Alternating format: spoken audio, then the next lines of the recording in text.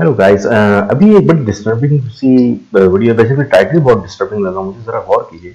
Ban ban Pakistanis, why not get out Indians anywhere.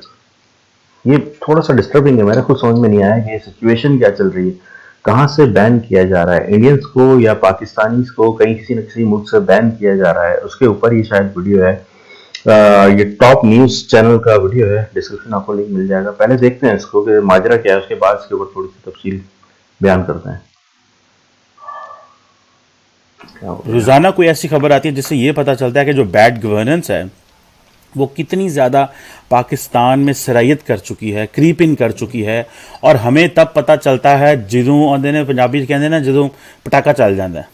सो हमें तब पता चलता है कि सिचुएशन क्या है। ब्रिटेन में एक ट्रेंड चला है गेट आउट पाकिस्तानीज के नाम से। इससे पहले ये ट्रेंड तुर्की और ग्रीस में भी चल चुका है। अगर मैं बात करूं ब्रिटेन की होम मिनिस्टर जिनका नाम है प्रीति पटेल, उनका एग्रीमेंट इस बात पर साइन हो चुका है पाकिस्तान के यूसुफ नसीम के साथ, और इसकी बाकायदा पिक्चर भी अपलोड की गई है। अगर मैं बात करूं साल 2020 की, जब 3 दर्जन पाकिस्तानियों से भरा हुआ जहाज पाकिस्तान लैंड होना था, पाकिस्तान ने ऐन मौके पर ब्रिटेन को कह दिया कि हमारी सरजमीन पर ये जहाज लैंड नहीं होना चाहिए, जिसके बाद से ब्रिटेन और पाकिस्तान के आपस में क्लैशेस शुरू हो गए। और अब ये एग्रीमेंट साइन हुआ है। ब्रिटेन की जानिब से ये कहा गया है कि पाकिस्तान अपनी हिस्ट्री में सबसे ज्यादा वीक इस वक्त है, जिसके बाद ये एग्रीमेंट साइन हुआ है। दुनिया भर में जहां जहां पाकिस्तानी लोग हैं वहां पर उस देश के लोग उनके खिलाफ होते जा रहे हैं। उनके बिरादर मुल्क तुर्की में पिछले लंबे वक्त से गेट आउट पाकिस्तानीज कैंपेन चल रहा है। उसके बाद ग्रीस में भी यह कैंपेन शुरू हो गया है, और अब ताजा मामला ब्रिटेन का है, जहां की सरकार ने आधिकारिक रूप से गेट आउट पाकिस्तानीज कैंपेन शुरू कर दिया है, वो भी पाकिस्तानी सरकार के साथ ऑफिशियल डील करके। पाकिस्तानी न्यूज वेबसाइट डॉन पर इसी 18 अगस्त को छपी खबर देखिए। इसकी हेडिंग में लिखा है कि यूके यानी ब्रिटेन ने पाकिस्तान के साथ क्रिमिनल्स को भेजने की डील कर ली है। पाकिस्तान की करीब करीब हर न्यूज वेबसाइट पर इस खबर को प्रमुखता से जगह दी गई है। अब आप सोच रहे होंगे कि इसमें कौन सी बड़ी बात है, लेकिन भाई लोगों, ये बहुत बड़ी बात है। मैं आपको बताने वाला हूं इसके पीछे की दूरदर्शी सोच, और साथ ही ये भी बताऊंगा कि आने वाले वक्त में ये डील पाकिस्तान में किस तरह बवाल मचाने वाली है। ब्रिटेन इस डील पर साइन करने के लिए पाकिस्तान पर दबाव डाल रहा था लंबे वक्त से, लेकिन पाकिस्तान टाले जा रहा था। ब्रिटेन भी हड़बड़ी में नहीं था, क्योंकि वो पाकिस्तान की रग रग से वाकिफ है, वो मौके के इंतजार में था। अब जब पाकिस्तान अपने इतिहास में सबसे कमजोर हो चुका है, तो ब्रिटेन ने मौके पर चौका मारते हुए डील पर साइन करवा लिया।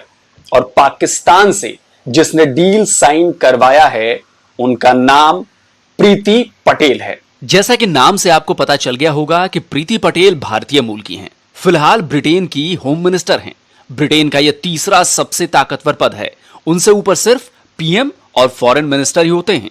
उनके नाम सिर्फ यही उपलब्धि नहीं है, बल्कि वो पहली ब्रिटिश भारतीय कैबिनेट मंत्री भी हैं। वो भारतीय मूल की पहली सांसद हैं जो ब्रिटेन में इतने ऊंचे पद पर पहुंची हैं। प्रीति पटेल का पूरा नाम प्रीति सुशील पटेल है। उनके माता पिता भारतीय मूल के थे जो युगांडा से आकर इंग्लैंड में बस गए। मूल रूप से प्रीति गुजराती हैं, लेकिन उनकी पैदाइश ब्रिटेन की है। तो ब्रिटेन की होम मिनिस्टर प्रीति पटेल ने इस डील की जानकारी सबसे पहले ट्विटर पर दी। अपने ट्वीट में उन्होंने लिखा कि मैंने बेहद गर्व से नए लैंडमार्क एग्रीमेंट को पाकिस्तान के साथ साइन किया है, जिसमें विदेशी अपराधियों और इमिग्रेशन ऑफेंडर्स को ब्रिटेन से पाकिस्तान भेजा जा सकेगा। यह डील हमारे इमिग्रेशन के नए प्लान को एक्शन में दिखा रहा है, जिसे हम ब्रिटेन के लोगों को डिलीवर कर रहे हैं। इस डील पर साइन करने के लिए पाकिस्तान के इंटीरियर सेक्रेटरी यूसुफ नसीम खोकर वहां मौजूद थे। प्रीति पटेल ने अपने ट्विटर हैंडल से एक तस्वीर भी पोस्ट की है, जिसमें वो यूसुफ नसीम के साथ डेस्क पर बैठी हुई दिख रही हैं। बकौल प्रीति, ब्रिटेन के लिए इस डील को अमल में लाना बहुत ज्यादा जरूरी हो गया था कि हम पाकिस्तानी शरिस्तन नियतन एक ठरकी कौम है। आप सुन के हैरान होंगे कि यार ये क्या बात कर रहे हैं, लेकिन यकीन करें आज मेरा सर शर्म से झुक गया। हम पाकिस्तानियों के अंदर खास तौर पे औरत को देख के, औरत के बारे में कहते कि सिर्फ नफ्स चलनी चाहिए, हमारा वो कुलिया है। हम लोग इस कदर एक मिनट यार, इस पे एक में बड़ा अच्छा जोक आया मेरे में। मेरी एक कुलीग थी मेरे साथ, वो थी फिलिपिनो, तो वो उसके साथ में आया जाया करता था दुबई के अंदर ना, कि वो मुझे ड्राइव करके मेरे घर तक ले जाती थी, और उसने ताकि थोड़े पैसे उसको बच जाए, उसने इस तरह की वो सर्विस की हुई थी कि मुझे वो ले जाके मेरे ऑफिस से घर ले जाती थी। तो उसी से मेरी बातचीत चल रही थी, तो उसने बोला कि ये पाकिस्तानी इतने वैसे क्यों होते हैं। मैंने कहा क्या हुआ तुम्हारे साथ, वाकया हुआ? तो कहने लगी नहीं, मेरे दोस्त के साथ एक वाकया हुआ, वो सीधी सीधी जा रही थी तो एक उसके पीछे आ रहा था, तो काफी देर तक वो उसके पीछे आता रहा, फिर उसने एकदम शाउट किया ना, फिलिपिनो लड़के, तो वो अचानक बेचारा, कह रही है वो उसके तरस आ रहा है ना, कह रहे वो अचानक वो भाग के बस में चढ़ गया, कह रहे वो बस को कहाँ ले जाएगी मुझे नहीं पता, मुझे बड़ा, हम लोग उसको बड़ा तरस आया बाद में कि मैंने क्या कर दिया, और ये है वो है, घबरा गया वो बस में चढ़ गया। तो ये सिचुएशन नहीं। तो मैंने उसके रिप्लाई में से कहा, मैंने कहा देखो पाकिस्तान के अंदर अगर खंबे के ऊपर एक दुपट्टा भी होगा ना, मतलब खंबे के ऊपर दुपट्टा लटक रहा होगा, तो मैंने कहा उसका भी बॉयफ्रेंड बन जाएगा। मैंने समझी, तो मैंने कहा इतनी ट्रक है। तो वही कुछ यहाँ पे कर रहे हैं वो बात। यहाँ पे एक तबका है, जाहिल तबका है थोड़ा सा, जो कि वो सुन हो जाता है, औरत को देख के वो सुन हो जाता है, और वो सुन होके फिर वो उसको जो है ना वो उसको फॉलो करता है। तो यहाँ पे एक ऐसा तबका है, सारे ऐसे नहीं है नो डाउट कि सब लोगों ने देखा होगा इस तरह के, लेकिन एक ऐसा जाहिल तबका यहाँ पे है, जो जहालत का तबका है, बल्कि एक ऐसा क्या कहूँ, जो जाहिल लोग हैं ना यहाँ के, वो बस वो इसी किस्म की जो है ना वो टारगेट करके हिट कर देते हैं। कुत्ते हो जाते हैं माजरत के साथ, कुत्ते की तरह जुबान निकल आती है हमारी, औरत देख के, लड़की देख के, गोरी चमड़ी देख के हमारी वाल टपकने लगती है। तो आप यकीन करें, हम जगह जगह इजहार करते हैं। हमने टर्की में भी यही किया। इस वक्त टर्की के अंदर Turkish social media, Twitter, Facebook, Instagram, हर जगह 2 से 3 ट्रेंड्स हैं जो चल रहे हैं, हैशटैग्स चल रहे हैं। क्या? Forward Pakistanis, get out Pakistanis, Pakistanis are not welcome. Forward Pakistani का मतलब है ठरकी पाकिस्तानी। ये सोशल मीडिया ट्रेंड चल रहा है इस वक्त वहां पे। गेट आउट पाकिस्तानी, निकल जाओ पाकिस्तानी हमारे मुल्क से। एक चीज मैं यहाँ पे और कहूंगा, असल में पता सीन क्या है, बड़ा प्यारा सीन है। होता यह है कि what you eat is what you become, समझ रहे हैं? What you eat is what you become. Pakistan के अंदर जो है ना फूड बहुत महंगा है, खाना बहुत महंगा है, हाइजेनिक फूड बहुत महंगा है। मतलब अब जो ये खाते हैं ना हम लोग, तो उसके अंदर तेल भी 2 नंबर होता है, मिर्ची भी 2 नंबर होती है, हर चीज 2 नंबर होती है, तो गोश्त भी 2 नंबर होता है, मतलब गधा भी खा के मतलब what you eat is what you become. खाना अगर इनको सही मिल जाए ना इस कौम को, तो ये इतनी तरक्की ना हो, समझ रहे? ये खाने का भी बड़ा मसला होता है। मैंने बड़ा सोचा था इसके ऊपर। मैं बेसिकली एक कैंपेन लोग काफी चला रहे हैं यहाँ पे यूट्यूब पे, नो फैट के नाम से, तो उसके अंदर मैं काफी डीप गया था। कुछ लोगों ने बड़ी शिकायत की थी कि उनसे कंट्रोल नहीं हो रहा और ये है वो है, तो उसके ऊपर फिर मैंने डील की थी कि मैंने कहा भाई तुम जो खा रहे हो वो खाना जो है तुम थोड़ा सा कंप्रोमाइज करो, तुम लोग कुछ गलत चीज खा रहे हो जिसमें बैड जो एनर्जी ना वो बन रही है, बैड कोलेस्ट्रॉल भी कहते हैं इसको, तो उसको कम से कम करो ताकि तुम लोगों का दिमाग जो है ना इन चीजों पे से हटे और फिर तुम लोग सही उस पर आ जाओ। ये इंटरनेशनली चल रही थी, कई लोगों ने नो फैट के ऊपर अपनी वो निकाली भी। तो ये पाकिस्तान के साथ ये एक और ड्रॉबैक है। और तुर्की जो लोग हैं वो खाना बड़ा सादा खाते हैं, मतलब जो हमारे पठान खाना खाते हैं ना वो तुर्की वाले खाना खाते हैं। तो हमारे पठान जो है वो इस तरह के नहीं होते, ठरकी ज्यादा अनटिल के कुछ हो भी, ये बात नहीं है कि सारे, मैं सबको नहीं कह रहा, लेकिन मैं मैक्सिमम जो मैंने 90% देखे वो औरत के पीछे नहीं भागते पठान, यानी इस तरह करके ना। और कुछ पठान है जो मर्दों के पीछे भाग जाते हैं, लेकिन ये औरतों के पीछे नहीं भागता है। कुछ है इस तरह के भी, मतलब ये हर कौम में अलग अलग किस्म के लोग होते हैं। मुझे भी यहाँ रहना है, तो इस तरह की चीजें होती रहती हैं हर कौम में, तो सही है ना, आप समझते हैं। और बाकी ये कि चलिए इसको कंटिन्यू करते हैं, उसके बाद आगे बढ़ते हैं। Pakistanis are not welcome, Pakistanis हमारे यहाँ उनको हम खुशामदीद नहीं कहते। ये ट्रेंड चल रहा है इस वक्त तुर्की के अंदर। क्यों? अब मैं आपको वजह बताता हूं। और यकीन करें, अगर वो कहते हैं ना कि चुल्लू भर पानी हो तो हमें डूब मरना चाहिए, उसमें शर्म का मकाम है। इन्होंने हमें कितनी इज्जत दी। ये पता नहीं जो टर्की जाते रहते हैं उनको पता होगा, टर्किश लोग पता नहीं हमें क्या समझते थे कि हो पाकिस्तानी भाई बहन आ गए, हमारे पाकिस्तानी आ गए। अब वो लानत भेज रहे हैं हम पे। अच्छा सर, जिस तरह से हमें मुस्लिम कंट्रीज हो या नॉन मुस्लिम कंट्रीज हो, उनमें गेट आउट पाकिस्तान का ट्रेंड देखने को मिल रहा है, गेट आउट इंडिया का हमें ट्रेंड अभी तक कहीं नजर नहीं आया। वाई? अच्छा, इसमें देयर इज़ अ पॉसिबिलिटी कि शायद इंडियंस हैं उनके वर्क एथिक जाके वहाँ पे अच्छे हों। एक वजह ये भी हो सकती है, या दूसरी वजह जो हो सकती है वो ये हो सकती है कि जो आप ये कह लें कि एक मार्जिनलाइजेशन है टुवर्ड्स पाकिस्तानीज वो ज़्यादा हुआ एज़ कम्पेयर टू इंडियंस, शायद इसलिए। आपको इसमें उनकी कोई क्वालिटी नहीं नजर आती कि इंडिया जो है वो बेटर पॉलिसीज देता है, बेटर तरीके से काम करता है और वहाँ पर as a leading role play करता है, इतनी काबिलियत है उनमें, आप ये चीज़ नहीं मानते? नहीं, मैं आपको बिल्कुल ये नहीं कह रहा। मैं ये आपसे जिक्र पहले ये कह रहा था कि हो सकता है कि इंडियंस बेहतर परफॉर्म कर रहे हो। फॉर एग्जांपल अब मैं यूएस का एक पढ़ रहा था कि यूएस के अंदर जितने भी यूनिकॉर्न स्टार्टअप्स हैं उनमें सबसे ज़्यादा जो स्टार्टअप्स थे वो इंडियंस के थे। पाकिस्तान इस लिस्ट में भी नहीं थे। तो जितने CEOs हैं अच्छी कंपनीज़ के ऑल ओवर द वर्ल्ड सारे इंडियंस हैं, पाकिस्तानीज नहीं हैं। क्या वजह है कि सारे इंडियंस हैं और पाकिस्तानीज नहीं हैं? अच्छा, इसमें 2-3 वजूहात होती हैं। एक तो लेवल ऑफ एजुकेशन, उसके बाद ये कि उनकी जो एक नर्चरिंग है वो सिस्टम में किस तरह से हो रही है एज़ कम्पेयर टू पाकिस्तान, और उसके बाद ये कि जो शायद लेवल ऑफ इंटेलिजेंस, इसमें मैं नहीं कहता ये डिबेटेबल चीज़ है, लेकिन फिर भी हो सकता है कि लेवल ऑफ इंटेलिजेंस जो है वो इंडियंस का ज़्यादा हो। हाँ, अच्छा सर, आप मुझे ये बताइएगा कि ब्रिटेन की जानिब से कहा गया है पाकिस्तान अपनी हिस्ट्री में इस वक्त सबसे ज़्यादा कमज़ोर है। जो एग्रीमेंट साइन हुआ है वो पाकिस्तान के यूसुफ नसीम की जानिब से भी साइन हुआ है, इसकी प्रॉपर पिक्चर अपलोड की गई है। आप मुझे मतलब कह रहे हैं कि तुम लोग कमजोर हो इसलिए ताकतवर थे हम लोग, ये नहीं कर रहे। ये बताइएगा हम जो है वो किन चीज़ों में इस वक्त लैग कर रहे हैं, और अगर इस वक्त हमारी जगह इंडिया होता तो उनका क्या वो रद्द-ए-अमल होता, क्या सिचुएशन उन पर ये आ सकती थी जिस तरह से वो लोग जो है इस वक्त रोल प्ले कर रहे हैं अपना? अच्छा, इसमें ना एक चीज़ आप गौर कर लें। सबसे पहले तो ये कि जो पाकिस्तान की कंडीशंस करंटली चल रही हैं, अब आपको शायद पता होगा कि पाकिस्तान के कुछ बॉक्सर्स गए थे कॉमनवेल्थ की इसमें गेम खेलने के लिए, और वो वहाँ से उन्होंने अजाइलम सीख करना शुरू कर दिया। अब ये देखें कि लेवल ऑफ एक एथिक क्या है जो रिप्रेजेंट कर एक इंटरनेशनल लेवल के ऊपर, और इसके साथ अब यही चीज़ ट्रेंड आपने देखोगे श्रीलंका में भी। तो इट इज़ मोर और लेस जॉइंट विद के एक मुल्क के मुआशी हालात किस तरह के, ये काफ़ी ज़्यादा इस पे होता है। दूसरा ये कि पाकिस्तानी में जो मसले मसाइल हैं पाकिस्तानीज़ में, वो ये हैं कि पाकिस्तानी वो समझते हैं कि जिस तरह वो पाकिस्तान में ऑपरेट कर रहे हैं, जो मैं इसको नहीं कहना, लेकिन एक करप्ट तरीक़ेकार से जिसमें ऑपरेट करते हैं उसी तरह जाके वो बाहर भी कर लेंगे, लेकिन इस तरह नहीं होता क्योंकि हर मुल्क के एथिक्स जो हैं वो डिफरेंट होते हैं। What about India? अच्छा, इंडिया का इंडिया में मैं नहीं कहता कि करप्शन नहीं होगी या एथिकल वो नहीं होगी, लेकिन ये हो सकता है कि जो लोग वहाँ पर जा रहे हैं शायद उनको इस चीज़ का ख्याल हो कि यार हम यहाँ पर सिर्फ खुद को रिप्रेजेंट नहीं कर रहे, अपने मुल्क को भी रिप्रेजेंट कर रहे हैं। जो बड़े बड़े ममालिक हैं, जो सुपर पावर्स हैं, वो खुद अप्रोच करते हैं इंडिया को कि हमारे मुल्क आएँ, आप वहाँ पर एज अ CEO काम करें।